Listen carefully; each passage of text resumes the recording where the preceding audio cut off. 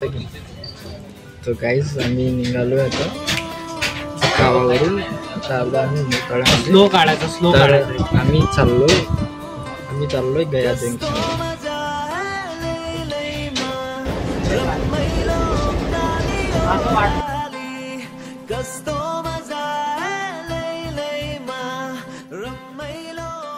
पोचलोय मलकापूरमध्ये. इथून आम्ही भुसावळला जाण्यासाठी ट्रेन पकडू, कारण की आपली ट्रेन ही भुसावळवरून लागणार आहे गया जंक्शनला जाण्यासाठी. तर तुम्ही बघू शकता दिवाळीचा बाजार भरलेला आहे.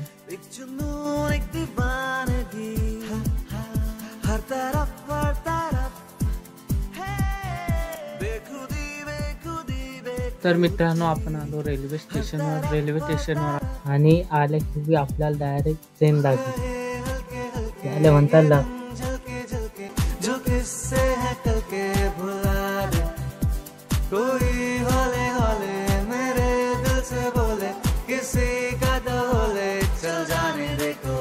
ब्रिज क्रॉस केल्यानंतर पाहू शकता तर आपल्याला एक काका आले. त्यांनी आपल्याला कचोऱ्या दिल्यानंतर टेस्ट करून बघितली.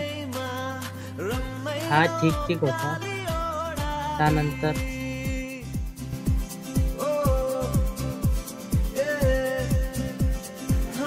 भुसावळ स्टेशनवर पोहोचून आम्ही पाहिलं तर आमची गाडी होती लेट. 6:55ला असणारी आमची गाडी झाली होती 9:45ला. तर एवढा वेळ स्टेशनवर काय करायचं, तर आम्ही डिसाईड केलं चला थोडंसं भुसावळ एक्सप्लोर करू. तर आम्ही निघालो बाहेर निघालोय. तर आम्हाला लागली होती आधी भूक. तर सर्वात आधी आणि टेस्ट करून आम्ही निघालो भुसावळच्या गल्ल्या एक्सप्लोर करायला.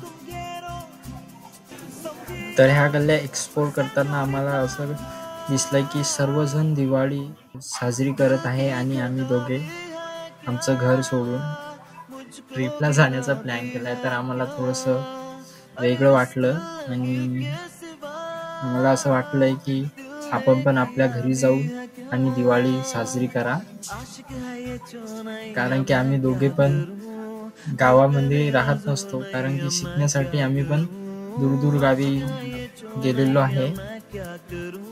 तर आम्हाला आमचा हा गया जंक्शनला जाण्याचा प्लॅन इथंच ड्रॉप करावा लागला आणि आम्ही परत आमच्या घरी जाण्याचा.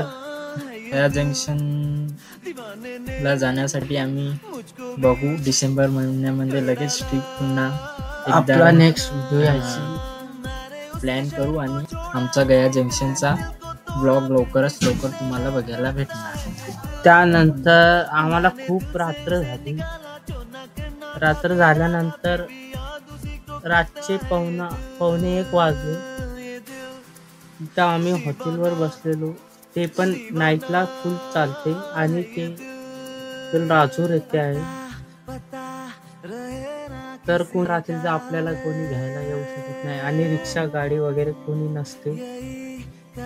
तर आम्ही तिथंच आमच्या प्लॅनच्या बद्दलच डिसिजन चालू होतं. प्लॅन कॅन्सल झाला म्हणून.